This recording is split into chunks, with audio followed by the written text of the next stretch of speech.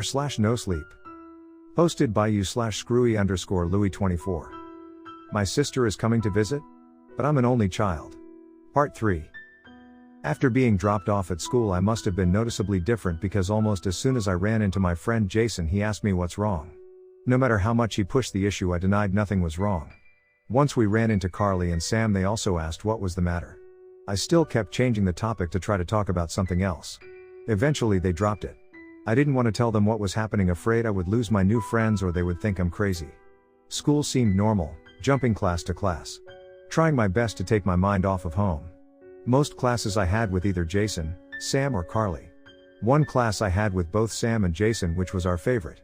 We called it our guy time, even though we had nothing against Carly, but guys know there's some jokes you shouldn't say around girls, and we can get them all out here for about 45 minutes. But one class I had with neither of them. It was my 5th period class, social studies. Which I had the highest grade in so far because I had no distractions. It was in this class that something terrifying happened. In the middle of my teacher's lecture, the PA speaker clicked on as if someone in the office was about to make an announcement.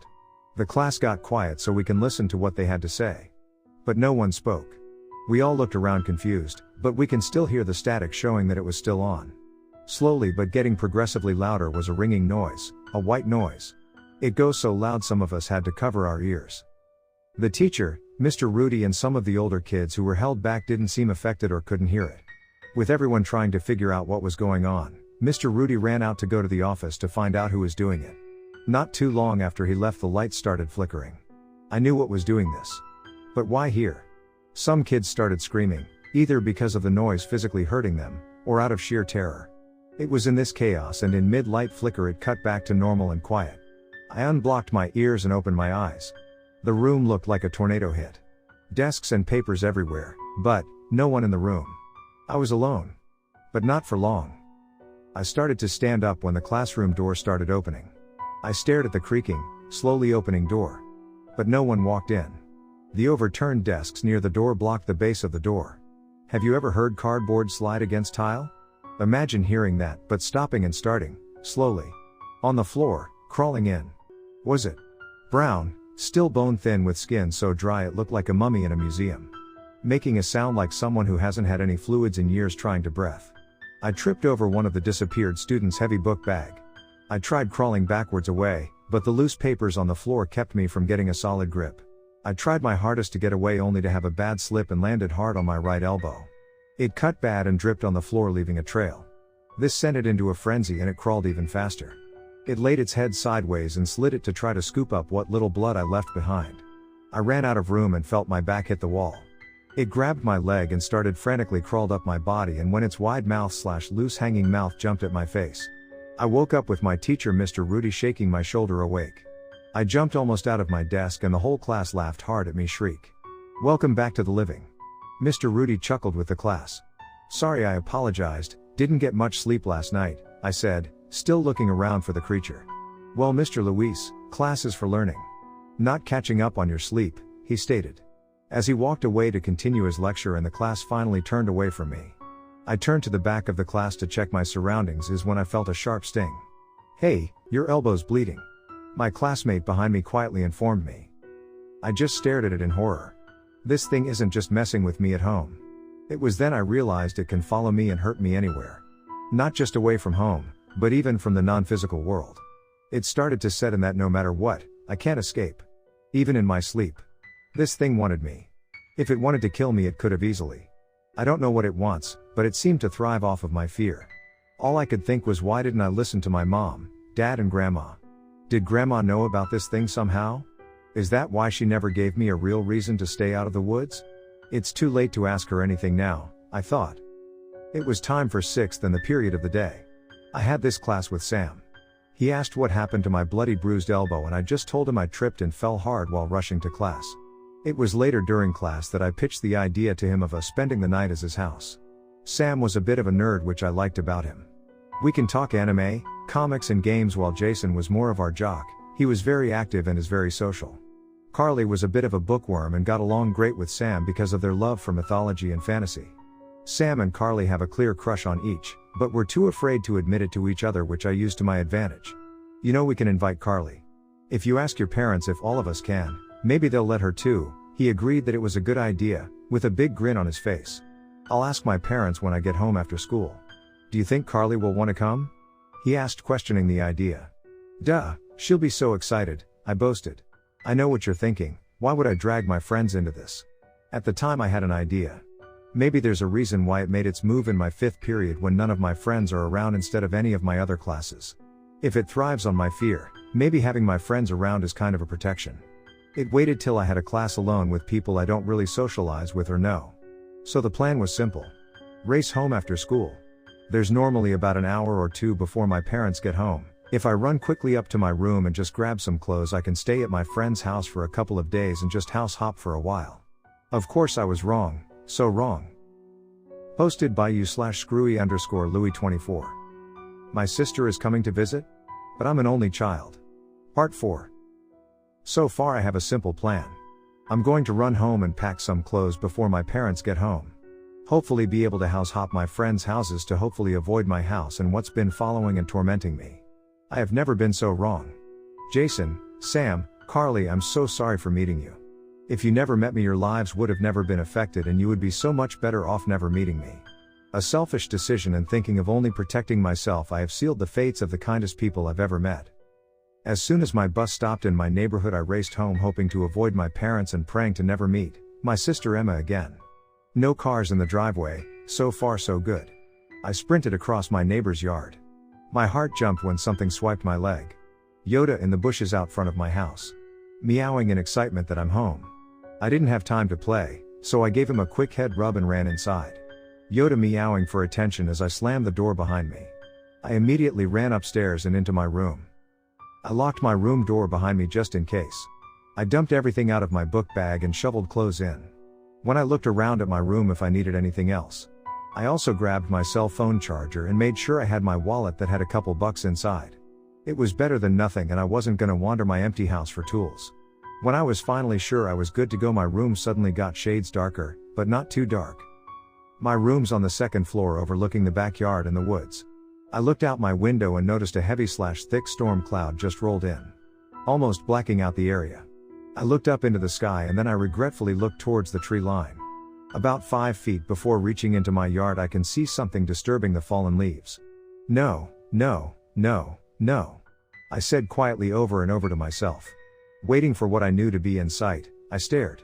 Today then comes running out, spreading his paws out for an abrupt stop. I gave a sigh of relief. Yoda then quickly turns back around towards the woods. What the fuck is he doing? I thought to myself.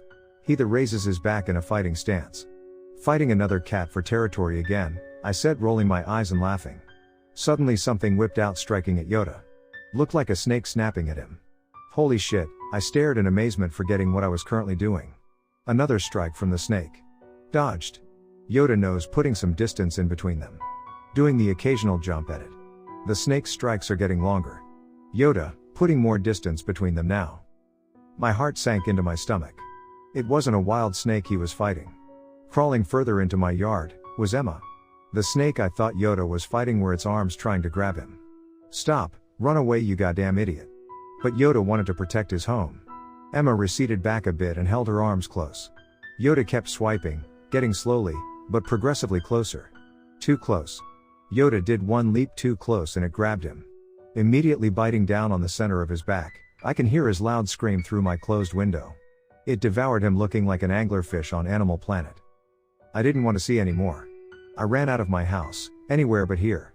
I didn't know where any of my friends lived, so I just tried running into town for now.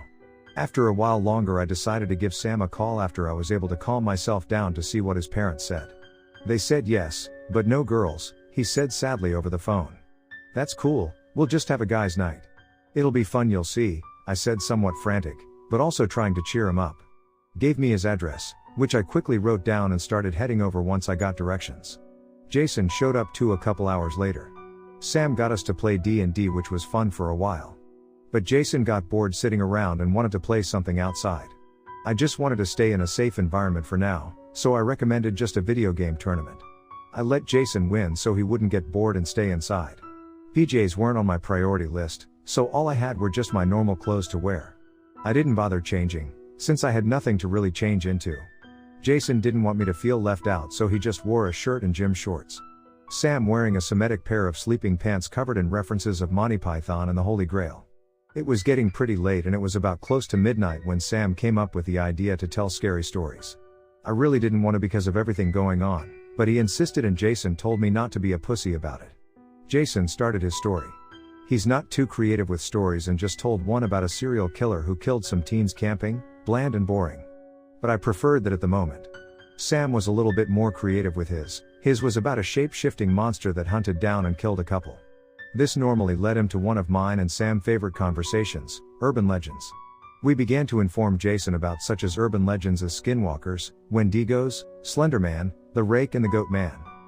This also led to Sam telling me very interesting urban legends to our town. A local haunted murder house, a haunted hallway in our school, but one definitely stood out more. Supposedly many years ago our town was tormented by a creature. It was the spawn of a witch that lived in the woods outside of town. She couldn't bear children, which led her to steal the babies of the town. The problem was that she had no motherly instincts and most of the babies ended up dying. This led her to make a deal with a demon. If she killed a woman who just gave birth and ate the baby, she will be able to give birth to the demon's child. She agreed and stalked one of the pregnant women of the town until it was time for her to give birth. She used dark magic to disguise herself as one of the town's doctors and was there when she gave birth. Once the mother was holding her newborn child, she murdered her and began to consume the newborn. The deal was done. The witch got back to her cabin in the woods with a full stomach, and after 23 nights on a night when the moon was blacked out and no light shone, she gave birth to a baby girl. I couldn't believe what I was hearing. Was this the thing that was haunting me? Sam continued his story. The witch raised the girl as best as she could, but something was wrong though. No matter what, the baby didn't eat. She refused breastfeeding and any type of milk. The baby denied everything, even water. It grew thinner and thinner and still refused to eat, crying constantly in hunger. The witch even tried brewing her own concoction for the baby, but still to no avail. The witch died desperate and tried the only thing that came to her mind, blood. The witch killed a child that wandered into the woods. She fed the dead child's blood to the baby and to her surprise she took a sip, but spit it back out and cried. Progress, the witch thought. Maybe it needs to be fresher. So she lured a young woman from the town to her cabin by pretending to be a weary old woman who needed help getting back home. Once inside, she chained up the woman and fed her blood to her daughter. She made sure the woman wouldn't die as to use her blood as a source of food for her baby. The baby was eating. The witch was happy. She eventually led the woman dry, feeding her child, and ventured off to get more. Her next victim was the strongest and bravest man in the village. His blood will make my child big and strong, the witch thought, and lured him to her cabin by wearing the skin of the young deceased woman, and looking young and beautiful it was easy to get him in. She put him to sleep with her magic and chained him up with the strongest metal. She fed the man's blood to the baby, but was spit immediately back out. Why? Is it because he's a man? Is it because he's older? The witch now confused. The man awoke and saw the woman and child. He tried to break free but was unsuccessful. The witch, noticing the man waking up, peeled the dead woman's skin off to reveal her true form to him. To release some anger, she decided to torture the man, and in this time, with the man now filled with fear, she cut the man and his blood spilled a few drops onto the baby, which quickly gobbled it up. Of course, the witch states, it's not just blood, it's blood filled with fear that is the sweetest. She took the baby and held it close to the man's cuts so it can feed, and it drained the man dry. She then finally named the girl, Himito. After finally finding out the secret to making sure her baby grows up healthy and happy, the witch finally got her wish. After a few years, she made sure her daughter's belly never ran hungry. But a new fear started dwelling in the witch's mind. If she were ever to fear her daughter, she would be food. Eventually this thought overcame the witch, and one night while the witch slept and had nightmares on her daughter became hungry and ate the witch in her sleep. No one knows exactly what happened to Himito. Some think she haunts the forest to this day. Others realized in the story she never came into town and probably doesn't know the way and died of hunger. Some even think that she's still out there, just living off of the wildlife. I was pale white and it was clear as Jason and Sam are now just staring at me confused. Louie, are you okay? Sam asks. It's just an urban legend, man. A ghost story. It's not real, man, Jason says to try to calm me down. I just sat there paralyzed once again in fear. Cold sweat dripping down my face. Tears starting to swell up in my eyes. Because they both don't realize how true that story is.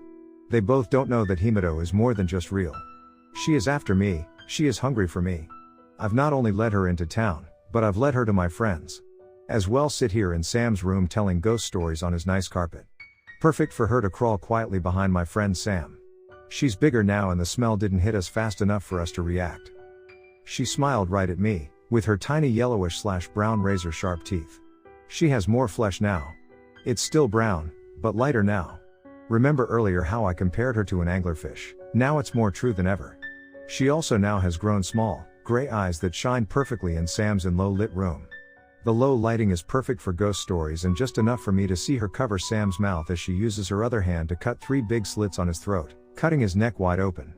This time I know it's not a dream, because Jason can see her too, as we both scream when she bites into his throat and pulls out what I can only think is Sam's tongue. She turned towards us and what I expected to be a white noise scream again. She let out a shriek that was Yoda's scream, white noise and Sam's gurgling blood filled in her mouth. We got out of the house as fast as humanly possible. Me and Jason now sprinting out into the middle of the night. Hearing her blood-curdling screech of pure rage and bloodlust in the distance.